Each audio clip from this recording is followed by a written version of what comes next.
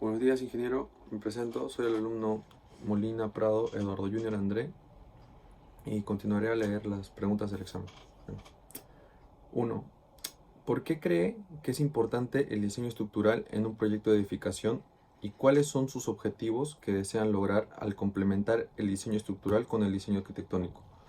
Bueno, como sabemos, el diseño estructural es la parte fundamental, ya que va a contener el peso de las estructuras, pero el diseño estructural, el diseño arquitectónico es lo que le lleva a la par. Digamos que se complementan, ya que uno va a ser más que todo creativo, mientras el otro ya va a ser más encargado, más pensado en sí, sobre evaluado, sobre estructuras, para que a su vez la edificación sea de buen soporte en sí y tenga un buen proyecto a lograr como finalidad, ¿no?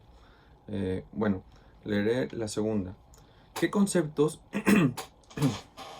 Un ejemplo que se podría dar sobre el diseño arquitectónico, pues lo que se requiere en un diseño arquitectónico en sí es que tenga un previo evaluación, más que todo nosotros como arquitectos, bueno, como futuros arquitectos, tenemos un análisis por el cual vemos los vientos y por sobre todo yo creo que eso influye en un diseño arquitectónico para que a su vez nosotros tengamos conciencia de elaborar algo que digamos que se pueda crear y a la vez eh, que sea concreto y a la vez la construcción de la edificación en sí, el diseño estructural, se pueda ver favorecido también, para que no haya problemas de cambios de diseño o entre otros problemas también que pueden ocurrir, ¿no? A medida del proyecto que va avanzando. Bueno, voy a leer la segunda. ¿Qué conceptos y criterios de diseño a nivel estructural se debe incluir al diseño arquitectónico desde sus inicios? ¿Cree usted que incluir estos conceptos y criterios de diseño estructural sería un limitante para la creatividad del arquitecto?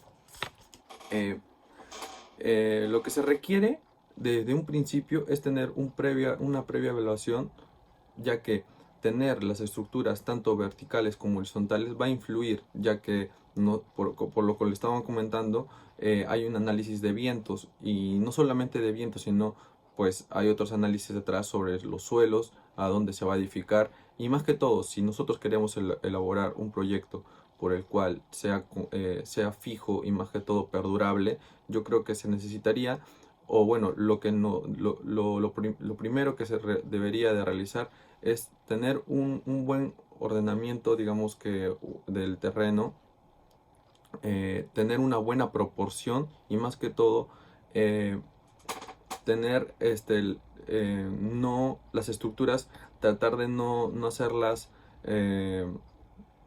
muy cargadas, por lo mismo de que eso va a variar después en las estructuras mismas a previa evaluación también, porque es como decir que yo quisiera elaborar un proyecto súper innovador, pero a la vez no se pueda construir, por ejemplo, digamos que la estructura es tan, tan curvada que no hubo un análisis en sí, por eso, por ende que puede haber causas a futuro, por ejemplo, por no elaborar un buen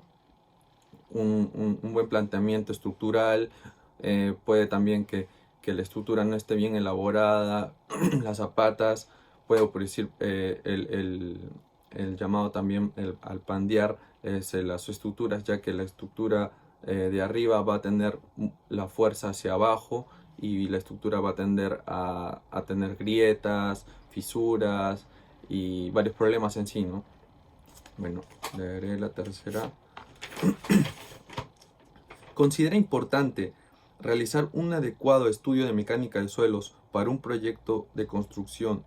¿Y qué diferencia tiene el estudio de mecánica de suelos con un informe técnico de suelos?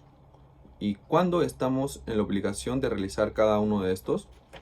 Bueno, según la mecánica de suelos, se requiere de un profesional especializado, o bueno, un profesional técnico especializado para hacer esa evaluación, ya que se requiere su firma, y más que todo no es por la firma, sino por, por más que todo los aspectos que se requiere sobre la normativa. Todo eso, todas esas pautas van a ser obligatorias en el estudio mecánica de suelos. Ahora, la diferencia con el informe de los suelos, más que todo el informe se trata de ver todo lo relacionado con investigación, plano topográfico, de la misma área del terreno, como también los sustratos, el sustrato de suelo, investigación, análisis en laboratorio, sacar sustratos y más que todo ver la forma más característica del mismo suelo, del terreno. Si hay aglomeraciones, hay ciertas deformaciones en el suelo, todo eso a detalle se requiere en el estudio en sí. Ahora, eso es lo que se diferencian. Ahora, eso forma parte vital de la edificación. Ahora, como normativa, se requiere eh, fijo un estudio de mecánica de suelos para edificaciones de entre 3 a 4 pisos. Se requiere sí o sí el estudio mecánico de suelos. Ahora, un estudio, digamos que de suelos se requiere, o bueno, es lo que se debería de hacer, o lo que se debe de hacer más que todo, para tener una autenticidad de que al elaborar el diseño de cualquier casa, edificio, lo que fuere, sea concreto y no haya problemas a futuro, ¿no? Bueno, leeré la cuarta. ¿Qué tipo de cimentaciones existe existen y cómo se clasifican según su profundidad y forma? ¿Qué consideraciones debemos tomar a la hora de seleccionar la cimentación adecuada para un proyecto de edificación según el tipo de suelo y en dónde en dónde se construirá? Bueno, eh, creo que bueno, es el tipo, como nos dice, de cimentación se varía en su tamaño, en su forma también. Bueno, sabemos que las zapatas, como las plateas, pueden tener una forma circular, cuadrada, rectangular, continua, y por ende los tipos de cimentaciones serían entre superficiales y también las profundas están. Entre las superficiales tenemos las zapatas continuas, las zapatas aisladas, las zapatas combinadas, las zapatas continuas, las zapatas combinadas, las zapatas también con los pozos de cimentación también. Los pozos de cimentación también se pueden complementar. De ahí, eh, más que todo, ahora lo que mayormente se puede ver es una zapata de hormigón pobre. La zapata de hormigón pobre se le dice más que todo, es una zapata simple con una parrilla y previamente la columna, ¿no?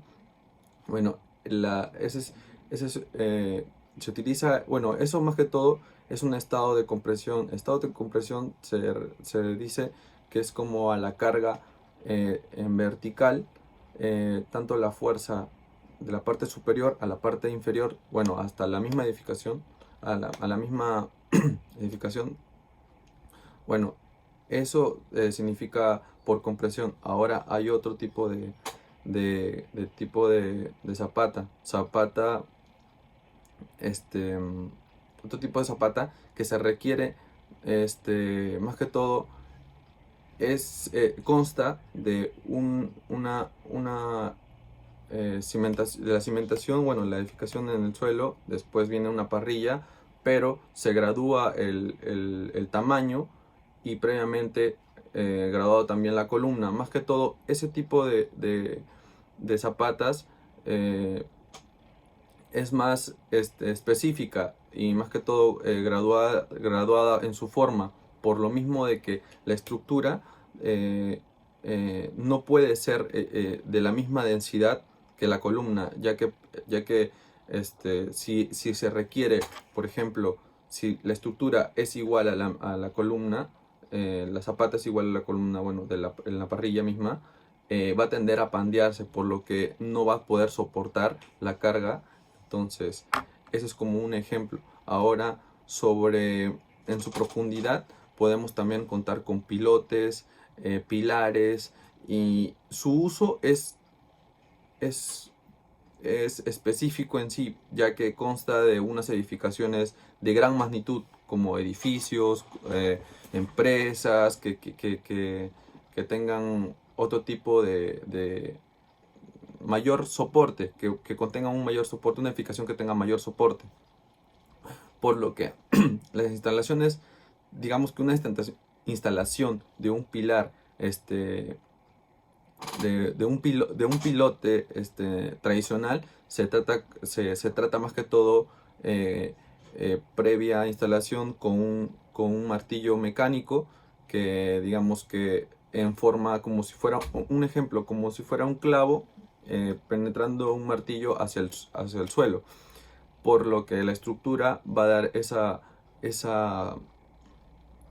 soporte necesario para previamente edificar, ¿no? Entonces, ahora, la diferencia con el otro pilote in situ, se le dice más que todo a la instalación de... Es el mismo procedimiento, pero consta de sacar la superficie con un extractor de suelo, eh, y después se le vacía una estructura de rejas, una parrilla de acero, para luego vertir el cemento. Bueno, ese es un proceso por el cual se considera el pilote, más que todo en estructuras grandes. Ahora, lo normal, como les estaba mencionando, se requiere de un hormigón pobre, o también es lo usual que se requiere en una casa, o dependiendo también, previa también evaluación de los suelos, si es que se requiere, si es que el lugar es rocoso, o si es que el terreno cuenta con un suelo arenoso, va a tener que tener una evaluación especial, para así elaborar una buena edificación y todo sea bien estructurado. Gracias.